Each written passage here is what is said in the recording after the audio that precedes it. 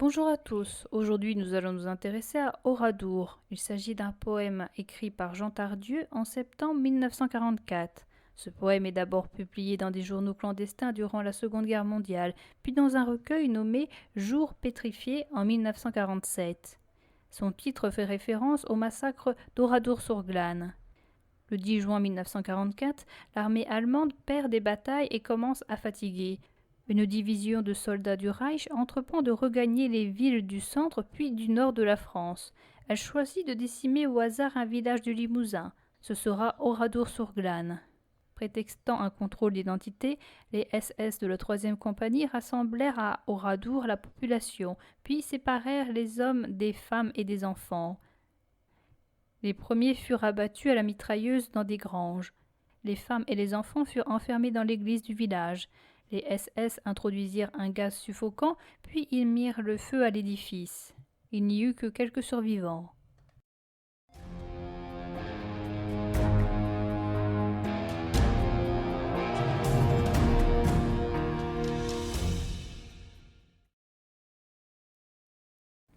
Oradour n'a plus de femme, Oradour n'a plus un homme, Oradour n'a plus de feuilles, Oradour n'a plus de pierres, Oradour n'a plus d'église, Oradour n'a plus d'enfants, plus de fumée, plus de rire, plus de toit, plus de grenier, plus de meules, plus d'amour, plus de vin, plus de chansons. Oradour, j'ai peur d'entendre. Oradour, je n'ose pas approcher de tes blessures, de ton sang, de tes ruines. Je ne peux pas voir ni entendre ton nom. Oradour, je crie et hurle chaque fois qu'un cœur éclate sous les coups des assassins, une tête épouvantée, deux yeux larges, deux yeux rouges, deux yeux graves, deux yeux grands comme la nuit, la folie, deux yeux de petits enfants. Ils ne me quitteront pas. Oradour, je n'ose plus lire ou prononcer ton nom. Oradour, honte des hommes, Oradour, honte éternelle, nos cœurs ne s'apaiseront que par la pire vengeance, haine et honte pour toujours. Oradour n'a plus de forme, Oradour, femme ni homme, Oradour n'a plus d'enfants, Oradour n'a plus de feuilles, Oradour n'a plus d'église, plus de fumée, plus de filles, plus de soir, ni de matin, plus de pleurs, ni de chansons. Oradour n'est plus qu'un cri, et c'est bien la pire offense au village qui vivait, et c'est bien la pire honte de n'être plus qu'un cri, nom de la haine des hommes, nom de la honte des hommes, le nom de notre vengeance qu'à travers toutes nos terres on écoute en frissonnant, une bouche sans personne qui hurle pour tous les temps. Dans la première strophe, les vers débutent 6 fois de la même façon, par les mots « Oradour n'a plus ». Cette ville ne se définit pas par sa possession, mais par sa non-possession. Qu'est-ce que cette ville n'a plus? Cette ville est vidée de sa population. Il n'y a plus de femmes, plus d'hommes, plus d'enfants. Donc c'est la population dans son entièreté qui a disparu. Les pertes ne sont pas qu'humaines. En effet, cette ville a également perdu un bâtiment, qui est l'église. Elle a perdu un minéral, qui est la pierre, et un végétal représenté par les feuilles. Après la disparition de l'homme, normalement, la nature reprend ses droits, mais ici ce n'est pas le cas. Dans la seconde strophe, on parle encore des pertes de cette ville. Cette fois-ci, les vers ne comportent plus la répétition. Oradour n'a plus, mais plus de ou plus des apostrophes. Ceci est répété 8 fois, dont 4 fois au début de vers. Il y a la disparition de tout ce qui sort de la bouche des gens, c'est-à-dire les rires et les chansons. Les constructions de l'homme ont été supprimées. Il s'agit des toits, des greniers, des meules, du vin, de la fumée. Le village est devenu un village fantôme. Il y a également la disparition d'un sentiment qui est l'amour. Ceci semble cohérent avec la perte de la population. L'auteur ne se contente plus de décrire la ville, il lui parle directement. Il utilise les adjectifs possessifs ton et tes. Il exprime ses émotions de 3 façons. Il dit « j'ai peur »,« je n'ose pas »,« je ne peux pas ». Nous allons nous intéresser aux définitions de ces mots qui sont présents dans le dictionnaire Larousse. La peur peut être un sentiment d'angoisse éprouvé en présence ou à la pensée d'un danger, réel ou supposé, d'une menace.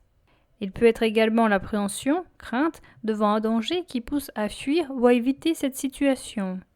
Il peut être également vu comme la crainte que quelque chose, considéré comme dangereux, pénible ou regrettable, se produise. La quatrième définition ne correspond pas au sens donné par le poème. Le « oser » du poème peut correspondre à la définition première, c'est-à-dire avoir la hardiesse, le courage, l'audace de faire quelque chose. Quant au verbe pouvoir, il correspond à la première définition, qui est avoir la possibilité, les moyens physiques, matériels, techniques, etc., intellectuels, psychologiques, etc., de faire quelque chose. L'auteur nous parle ici de 3 sentiments différents. Certains peuvent être la conséquence d'autres.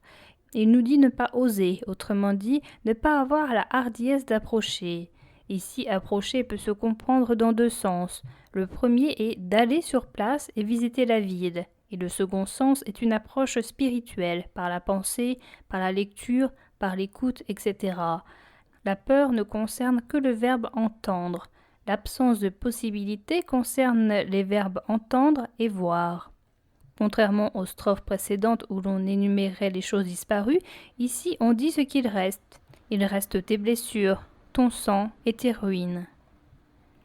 L'auteur explique à la ville qu'est-ce qui le dérange et le pousse à crier et à hurler, c'est-à-dire à avoir un comportement que l'on a après un cauchemar ou après s'être blessé. L'adjectif « chaque fois » signifie que ce sentiment n'apparaît pas que pour Oradour, mais pour tous les cas où il se passe quelque chose de précis. Tardieu nous parle de 2 organes du corps humain qui sont le cœur et les yeux. Le cœur ne fait que subir, les yeux expriment. Il répète 4 fois le mot 2 yeux. Ces mots sont toujours accompagnés de quelque chose, que ce soit un adjectif tel que rouge, grave, grand, ou d'un complément d'objet indirect, tel que de petits enfants. Les yeux hantent tellement l'auteur qu'au lieu d'en voir 2, il en voit 8. Les yeux hantent tellement l'auteur qu'il ne peut pas se défaire de cette vision. L'auteur s'adresse une nouvelle fois à la ville. 2 strophes plus haut, il disait « je ne peux pas voir ni entendre ton nom ». Maintenant, ce n'est plus « je ne peux pas », mais « je n'ose plus ». Les actions qu'il n'ose maintenant plus faire sont les mêmes que celles qu'il disait ne pas pouvoir faire. L'auteur nous parle toujours de ressentiment, mais cette fois-ci, il ne nous parle pas seulement du sien. Ce sentiment est partout dans le temps, avec le mot éternel, et il est commun à l'humanité, avec les mots des hommes.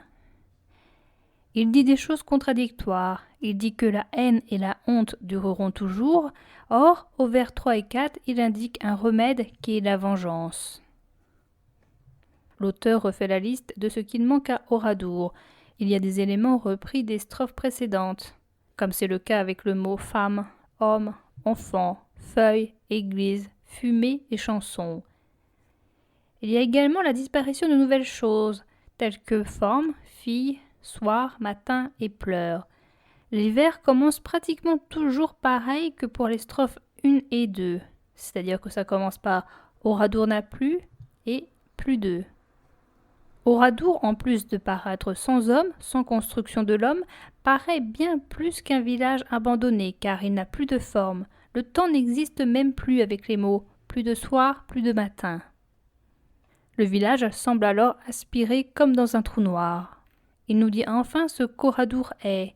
Il n'est plus qu'une chose. C'est devenu un bruit et plus précisément un cri.